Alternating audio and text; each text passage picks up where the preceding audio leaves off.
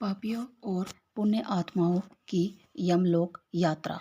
सनत कुमार जी कहते हैं, व्यास जी, मनुष्य 4 प्रकार के पापों से यमलोक में जाते हैं। यमलोक अत्यंत ही भयदायक और भयंकर है। वहाँ समस्त देहधारियों को विवश होकर जाना पड़ता है। कोई ऐसे प्राणी नहीं है जो यमलोक में न जाते हो। किए हुए कर्म का फल कर्ता को अवश्य भोगना पड़ता है। इसका विचार करो।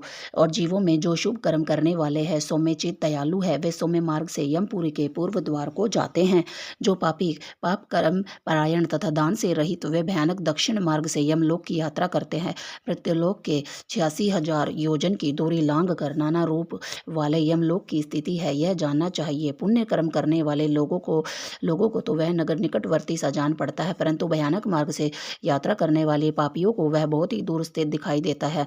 वहाँ मार्ग कहीं तो तीखे कांटों से युक्त है, कहीं कंकड़ों से व्याप्त है, कहीं छुरे की धार के समान तीखे पत्थर पर मार्ग पर जड़े गए हैं, कहीं बड़ी भारी कीचड़ फैली हुई है। बड़े छोटे पातकों के अनुसार वहाँ की कठिनाइयों में भारीपन और हल्कापन है। कहीं कहीं यमपुरी के मार्ग पर लोहे की सुई के समान तीखे डाब फैले हुए हैं।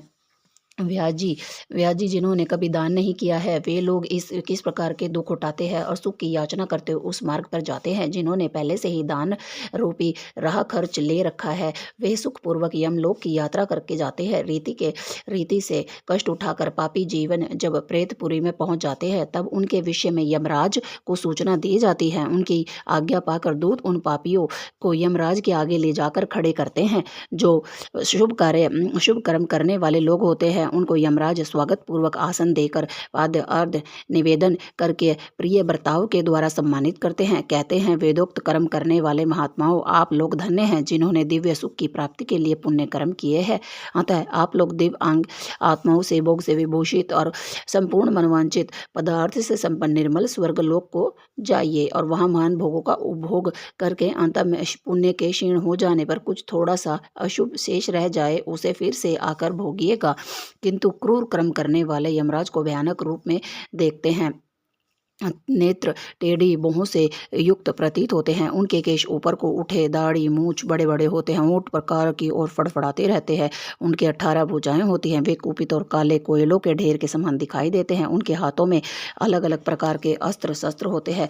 वे सब प्रकार के दंड का भय दिखाकर उन पापियों को डांटते रहते हैं। भैंसे पर आरूढ़ होकर लाल वस्त्र लाल माला धारण करके ऊंचे महामेरु के समान दृष्टिगोचर होते हैं। उनके समीप प्रलय काल की अग्नि के समान प्रभाव वाले देवता खड़े रहते हैं। काजल के समान काले काल देवता और भयानक कृतांत देवता भी रहते हैं।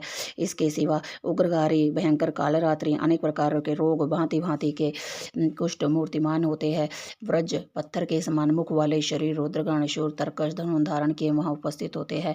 यमराज उन पाप कर्मियों को बहुत डांटते हैं और भगवान चित्रगुप्त धर्म युक्त वचनों द्वारा उन्हें समझाते हैं। बोलो महादेव की जय।